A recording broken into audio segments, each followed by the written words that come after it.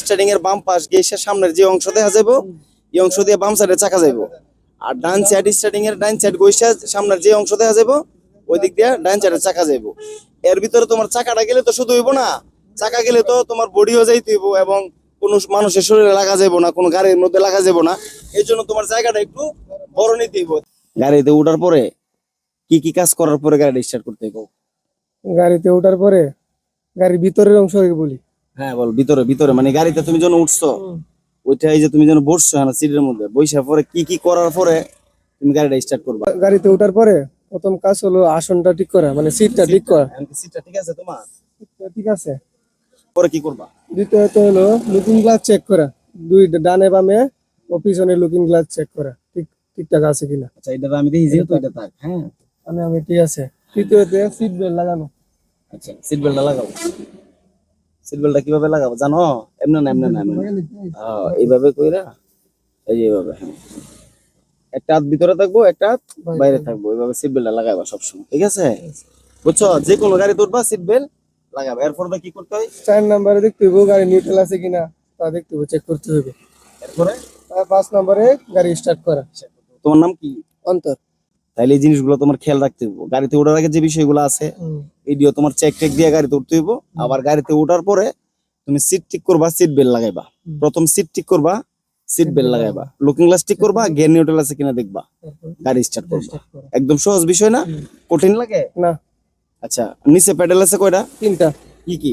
Accelerator, brake, clutch. Accelerator, brake, clutch. Accelerator কাজ কি? গাড়ি স্পিড বাড়ানো, রান করার জন্য অ্যাক্সেলেটর ধরতে হয়। আর ক্লাচের কাজ? ক্লাচের কাজ মূলত 2টা, একটা হলো গিয়ার ভাঙানোর সময়, একটা হলো গাড়ি ব্রেকের কাজে দরকার পড়ে। মানে গিয়ার যখন তুমি শিফটিং করবা তখন ক্লাসের প্রয়োজন পড়ে। যখন তুমি গিয়ার মানে চেঞ্জ করবা 1 থেকে 2 নিবা, 2 থেকে 3 নিবা, ক্লাস অবশ্যই ফাড়া দিতে হইব। আর ক্লাসের আরেকটা কাজ তোমার আমি বলে দিই, ক্লাস রয়েছে মূলত তুমি এখানে চাপ দিলে ইঞ্জিনিয়ার গিয়ারের লগে অ্যাডজাস্টিং করে এবং আলাদা করে। তুমি যখন গিয়ারটা লাগাই দিছো, লাগাই দিয়ে ক্লাসটা ছাড়ছো তখন ইঞ্জিনের লগে গিয়ারটা ঘুরবো। এখন তুমি মনে করো ইঞ্জিনের লগে গিয়ার ঘুরতেছে, এই অবস্থায় যদি তুমি 2 নম্বর গিয়ার লাগাই দিতে চাও তাহলে গিয়ারের ক্ষতি হয়। এই জন্য তোমার কি করতে হয়, ক্লাসটা চাপ দিয়া ইঞ্জিনিয়ার গিয়ারটা আলাদা হয়। ক্লাসটা চাপ দিলে ইঞ্জিনিয়ার গিয়ারটা আলাদা হয়। আলাদা হওয়ার পরে যখন তুমি আবার 2 নম্বর গিয়ার লাগায় ক্লাসটা আবার চাললা, আবার 2 নম্বর গিয়ারের ফিনিএম এর মধ্যে গিয়া আবার 2 নম্বর গিয়ারটা লাগলো, তখন আবার 2 নম্বর গিয়ারের গতিতে গাড়িটা চলে।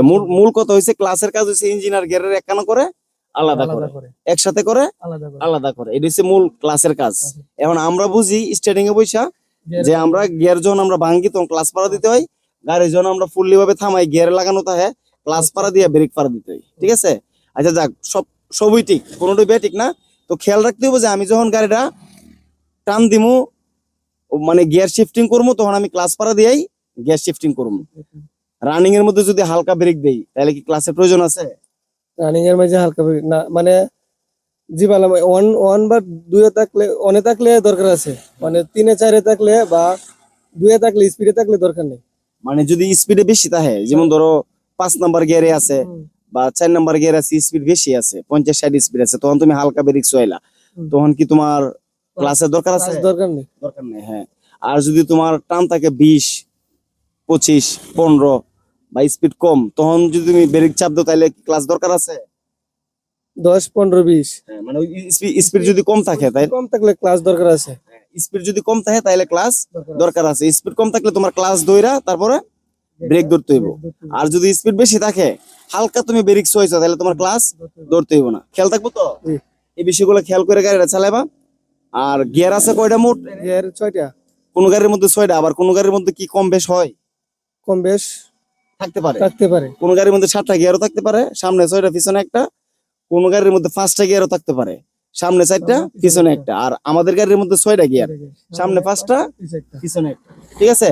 এগুলো খেয়াল করবা। এবং যে গাড়িটা তুমি এখান থেকে যা চালাইবা, চালানোর সময় তুমি গিয়ার লিভারটা দেখবা। গিয়ার লিভারের মাথার মধ্যে এই যে মানচিত্র থাকে, লেখা থাকে গিয়ার কয়টা আছে। আর হইছে পিছনের গিয়ার। আর সামনে যদি 5 নাম্বার পর্যন্ত থাকে তাহলে 5টা গিয়ার আছে, 4 নাম্বার পর্যন্ত থাকলে 4টা গিয়ার আছে। খেয়াল থাকবো তো? এখন তুমি সিট ঠিক করছো? জি। সিট বেল্ট লাগাইছো? জি। লুকিং গ্লাস চেক করছি, সঠিকভাবে দেখতেছো?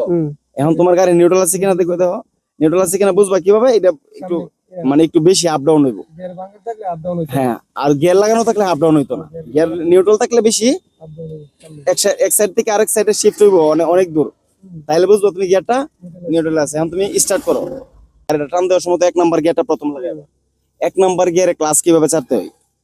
1 নাম্বার গিয়ারে ক্লাসটা ছাড়তে হয়, গাড়ি অ্যাক্সেলেটর হালকা ধরে ক্লাসটা আস্তে আস্তে যেখান থেকে গাড়ি স্পিড হইব বাইটিং পয়েন্টে এসে তারপরে ছাড়তে হয়। আস্তে আস্তে করে ছাড়তে ছাড়তে হয় মানে বাইটিং পয়েন্টে এসে, বাইটিং পয়েন্ট কি এর বলে?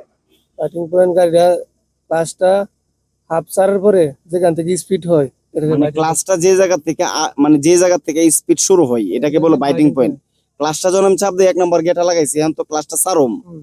ক্লাসটা ছাড়তে ছাড়তে যে জায়গাটার মধ্যে আইসা গাড়িটা স্পিডটা শুরু হয় এটাকে বলে বাইটিং পয়েন্ট অথবা ফ্রিকশন পয়েন্ট।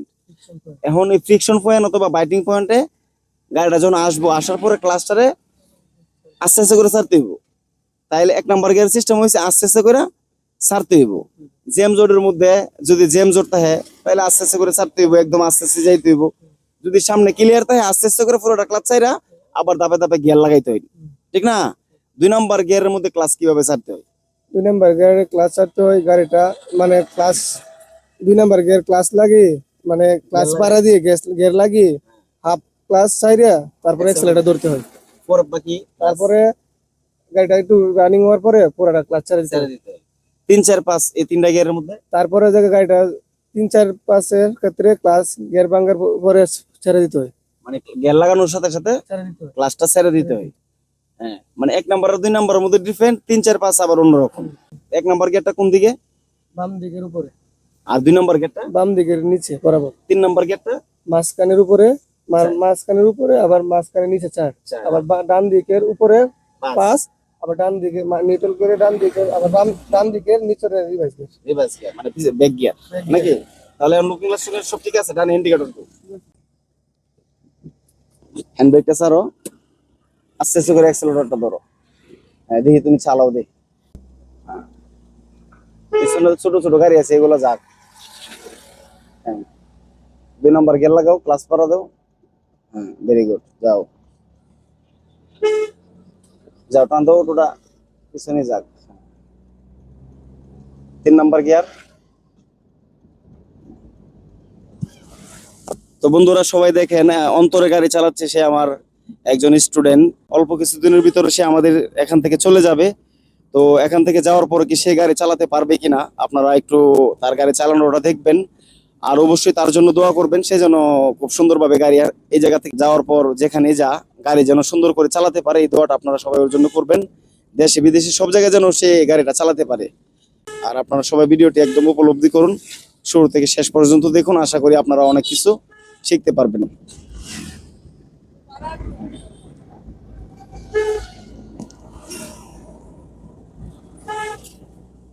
সিট বেল্ট হচ্ছে আমাদের সেফটি। আমরা সবসময় গাড়ি চালানোর আগে কি করব? সিট বেল্ট লাগাবো। গাড়ির জাজমেন্টটা বুঝো, আইডিয়াটা, মানে সামনে আইডিয়াটা কিভাবে করতে হয়। স্টারিং এর ডান দিক থেকে সোজা বরাবর বাম ডান চাকা, এবং বাম দিক থেকে স্টারিং এর সোজা বরাবর বাম চাকা।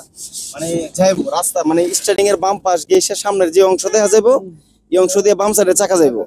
আর ডান সাইড স্টার্টিং এর ডান সাইড গইসা সামনের যে অংশ দেখা যাবো ওই দিক দিয়ে ডান সাইডে চাকা যাইবো। এর ভিতরে তোমার চাকাটা গেলে তো শুধু হইবো না, চাকা গেলে তো তোমার বডিও যাইতে হইব, এবং কোনো মানুষের শরীরে লাগা যাইবো না, কোনো গাড়ির মধ্যে লাগা যাইবো না। এই জন্য তোমার জায়গাটা একটু বড় নিতে হইব। তা বড় নিতে গেলে তোমার মিডিয়াল থেকে এই সাইড পর্যন্ত আইডিয়া করতে হইব, ঠিক আছে? মিডিয়াল থেকে সাইড পর্যন্ত আইডিয়া করে যত কিছু সামনে পড়বো এই মিডিয়ালের বাইরে এবং ওই সাইডের বাইরে ফেলবা, তাইলে তোমার গাড়ির সাথে আর ডান বাম দিয়া লাগবে না। ঠিক আছে, ভেরি গুড, সুন্দর করে চালাও।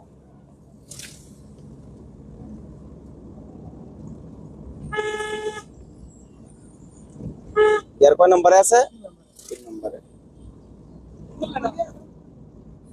যাক 3 নম্বরে যাক, সমস্যা নাই, আর একটু যাক। সামনে যায় পরে একবারে গিয়ারটা কমাই দিবা। এখন ব্রেকটা চাপো, ক্লাসও চাপো, গিয়ারটা নিউট্রাল করো। নিউট্রাল করার অবস্থাটা আগে বুঝো।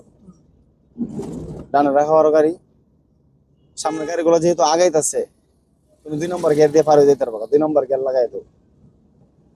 ঠিক আছে, যাও। কারণ সামনে এতক্ষণ জ্যাম ছিল, ওই গাড়িটা যদি দাঁড়ানো থাকতো তো তোমার গাড়িটা দাঁড়াইতে হইতো। তোমার গাড়িটা দাঁড়াইতে হইলে এই যে নিউট্রাল করছিলা তুমি 1 নাম্বার গিয়ার দিয়ে আবার টান দিতে হইতো, ঠিক না? গাড়ি দাঁড়াই গেলে কয় নাম্বার গিয়ার লাগাইতে হয়? 1 নাম্বার। সামনে কি আছে না আছে খেয়াল করো।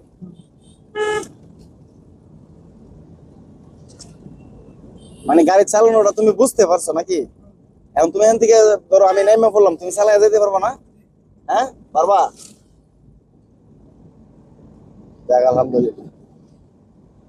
আসলে একটা স্টুডেন্ট আমাদের কাছে আসার পরে যদি সে ভালোভাবে চালাইতে পারে তখনই কিন্তু আমাদের কাছেও ভালো লাগে।